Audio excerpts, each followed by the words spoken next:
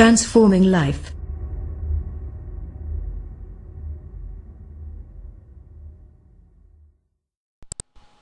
दोस्तों आज हम आपको बताएंगे डिस्ट्रीब्यूशन ट्रांसफार्मर।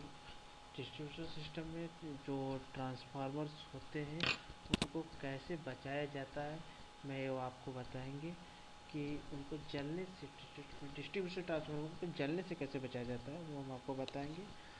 सबसे पहले मैं आपको बता दूं कि डिस्ट्रीब्यूशन में जनरली 10 kVA, 63 kVA, 100 kVA, 160, 225, 250, 400, 630 और 1 MVA के ट्रांसफार्मर के रेटिंग के ट्रांसफार्मर यूज होते हैं। इससे ऊपर के जितने भी ट्रांसफार्मर होते हैं उनको हम पावर ट्रांसफार्मर में काउंट करते हैं।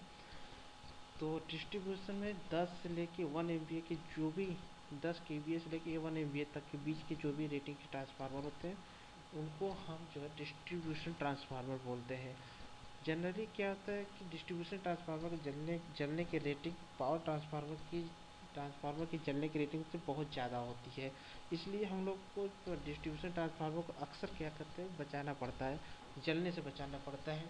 तो पावर ट्रांसफार्मर में को जलने से बचाने के बहुत सारे रिले वगैरह लगाते हैं, जैसे डिफरेंशियल रिले, ग्लूकोज रिले, इस तरह कई सारे रिले लगाते हैं। लेकिन डिस्ट्रीब्यूशन ट्रांसफार्मर के लिए जनरली कोई भी बढ़िया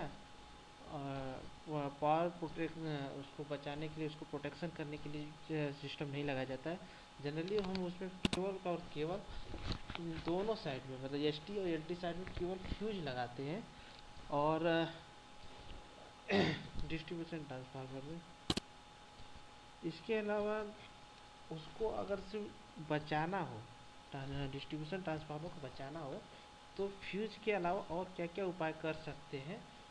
सबसे पहले क्या करते हैं, उसके न्यूट्रल के जो होता है उसको जो प्रॉपर अर्थिंग करते हैं, मतलब कि उसके जो न्यूट्रल RYB एंड न्यूट्रल होता है, जो 3 पॉइंट होते हैं, इस या फिर इसको कहते हैं स्टार पॉइंट जो होता है, उसको जो होता है कि ये स्ट्रांगली किसी लो रेजिस्टेंस की तार, जैसे जनरली कॉपर या फिर किसी लो भी किसी भी लो रेजिस्टेंस के तार से उसके न्यूट्रल को अर्थिंग करते हैं, जिससे ट्रांसफार्मर की लाइफ बहुत ज़्यादा बढ़ सकती है और जलने की चांसेस बहुत कम हो जाती है।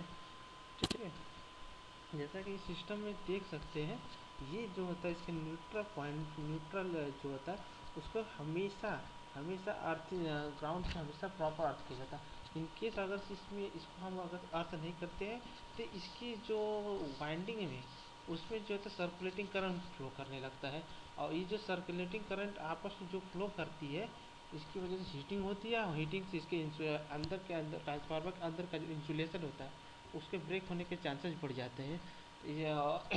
इसलिए अल्टीमेटली इसको हीटिंग से बचाने के लिए हम इसके न्यूट्रल को अर्थ कर देते हैं, ताकि जो भी अनबैलेंसिंग करंट होता है वो जो है ग्राउंड में चला जाए, वो भी न्यूट्रल पॉइंट से डायरेक्ट। ठीक है, और अंदर जो है सर्कुलेटिंग करंट न फ्लो, जिससे हीटिंग ना हो और इंसुलेशन हमारी बची रहे। ठीक है, इसके अलावा और क्या देखना चाहिए जिससे ट्रांसफार्मर हमारा बचा रहे, वो ये है कि एलटी जो होती है, एलटी जो सर्किट निकलती है, RYB जो तीनों सर्किटें निकलती हैं जो जनरली लोगों के घरों तक जाती है, उस सर्किट में RYB आपस में की शॉर्टिंग ना हो। जिससे आपस में शॉर्टिंग होगी तो उससे क्या होता है कि अल्टीमेटली जो ट्रांसफार्मर के डैमेज होने की चांसेस बढ़ जाती है। जनरली क्या होता है, इनकेस अगर से फ्यूज सिस्टम आपका बहुत स्लो काम किया, फ्यूज नहीं उड़ा किसी वजह से, तो शॉर्टिंग की वजह से उसका रिफ्लेक्शन जो होता है वो ट्रांसफार्मर पर आ जाता है, और उसके अंदर का जो इंसुलेशन होता है वो ब्रेक हो जाती है और ट्रांसफार्मर की जलने की चांसेस बढ़ जाती है। और क्या देख सकते हैं उसमें ट्रांसफार्मर को, डिस्ट्रीब्यूशन ट्रांसफार्मर को बचाने के लिए, कि ऑयल की टॉपअप जो होती है वो अप टू जो होता है LT बूस्टिंग से ऊपर होनी चाहिए। ठीक है, और क्या होना चाहिए, ट्रांसफार्मर के LT और HT साइड, दोनों साइड में फ्यूज की रेटिंग जो होती है वो जितना लोड है उस हिसाब से रखना चाहिए। अगर लोड कम है तो उस पतला फ्यूज बांधना चाहिए, उसकी हर फ्यूज की एक कैपेसिटी होती है, उसको हम बाद में बताएंगे।